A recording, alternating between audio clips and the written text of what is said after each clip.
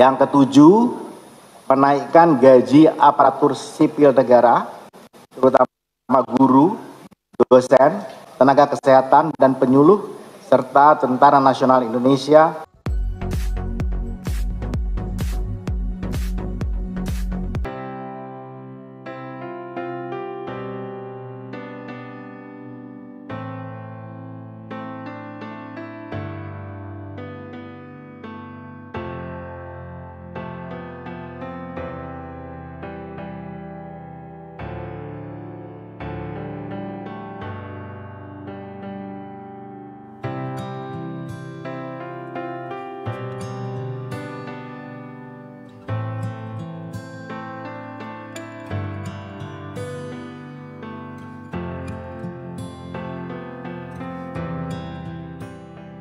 APBN kita untuk 2025 itu sudah kita desain untuk siap apabila itu dilakukan, ya.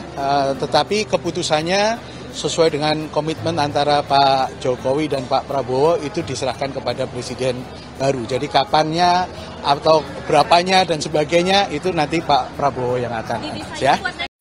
Assalamualaikum warahmatullahi wabarakatuh. Maret 2024 catat 25,20 0,68 juta dibandingkan Maret 2020 0,33. Tapi yang saya ingin, karena waktunya pendek sekali, saya akan sampaikan pertama soal bahwa rencana kerja pemerintah pada tahun 2025 ini telah padu-padankan program hasil terbaik cepat. Program hasil terbaik cepat yang dikenalkan oleh Presiden dan Wakil Presiden terpilih. Secara singkat saja mengenai program hasil terbaik cepat ini yang kami share saja. Tadi sudah disampaikan, pertama misalnya ini yang memberikan makanan bergizi sehat di sekolah untuk meliputi 15,42 juta jiwa di 514 kabupaten kota. Dan yang kedua adalah mencetak dan meningkatkan produktivitas lahan pertanian dan lumbung pangan desa, daerah dan nasional. Dan ini adalah luas intervensi indeks pertanaman sekitar 50 sampai 80 ribu hektar, dan luas cetak sawah ekstensifikasi sawah baru 200 yang indikasi lokasinya dari Papua Selatan, Sumsel, Kalteng, Kaltara, NTT. Kemudian menyelenggarakan pemeriksaan kesehatan gratis, menuntaskan kasus TBC dengan sasaran penurunan TB menjadi 272%, membangun rumah sakit lengkap berkualitas di kabupaten kota. Yang keempat adalah membangun SMA unggulan di IKN, NTT, Sulut, dan Maluku Utara, memperbaiki sekolah-sekolah yang perlu renovasi sebanyak kurang lebih 90.000 ruang kelas.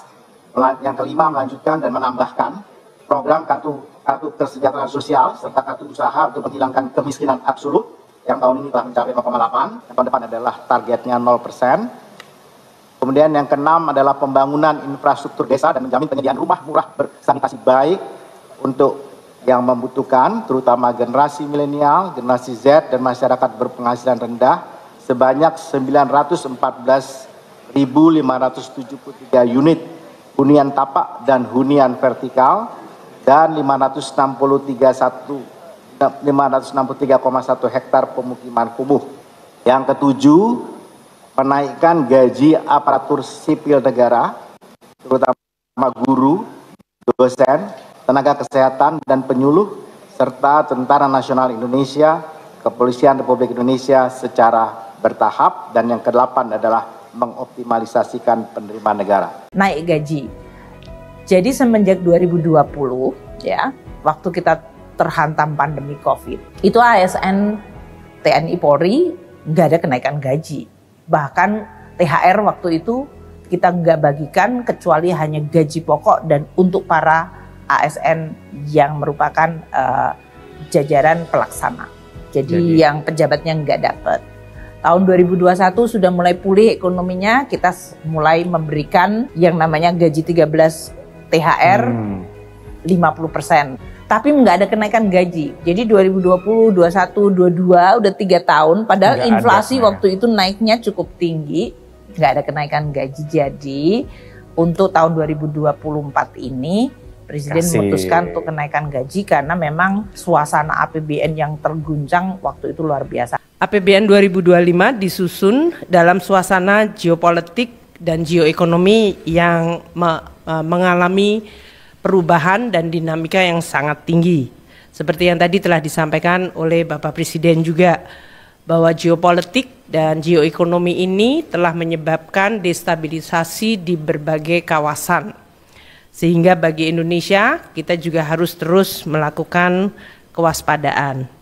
Meskipun kondisi Indonesia relatif dalam situasi yang baik, pertumbuhan ekonomi adalah sekitar 5% semenjak tahun 2022 hingga 2024. Dan kita juga melihat laju inflasi yang terakhir angka 1,55 juga merupakan laju inflasi yang terendah di dunia. Kita lihat dari sisi sumbangannya, terutama untuk volatile food juga mengalami penurunan yang sangat drastis. Ini menggambarkan upaya kita untuk menstabilkan dan menjaga tingkat harga pangan pada tingkat yang terjangkau oleh masyarakat telah mampu dilakukan. Kondisi yang baik ini tentu perlu dan akan menjadi salah satu landasan bagi pemerintah di bawah pimpinan Presiden Prabowo dan Wakil Presiden Gibran Rakabuming untuk terus meningkatkan dan mengakselerasi pembangunan. Neraca perdagangan kita juga dalam posisi positif 54 bulan terakhir mengalami surplus perdagangan, di mana nilai ekspor kita sampai dengan Oktober 2024 mencapai 24,4 miliar US dollar. Ini tumbuh 10,2% di tengah perlemahan perekonomian global. Hal ini menggambarkan bahwa potensi ekspor kita yang didukung oleh baik sektor manufaktur maupun sektor-sektor yang mengalami hilirisasi menjadi sangat besar. Kita juga melihat bahwa APBN 2025 disusun dengan rancangan untuk bisa menciptakan dan menjaga stabilitas, inklusivitas, namun terus mengakselerasi nilai tambah melalui hilirisasi. Asumsi makro di dalam 2025 adalah pertumbuhan 5,2%, inflasi 2,5%, tingkat bunga surat berharga negara 10 tahun adalah 7%, nilai tukar rupiah Rp16.000 per dolar, harga minyak mentah $82 per barel, lifting minyak dan lifting gas adalah 605.000 barel, dan untuk lifting gas 1.005.000 barel per hari.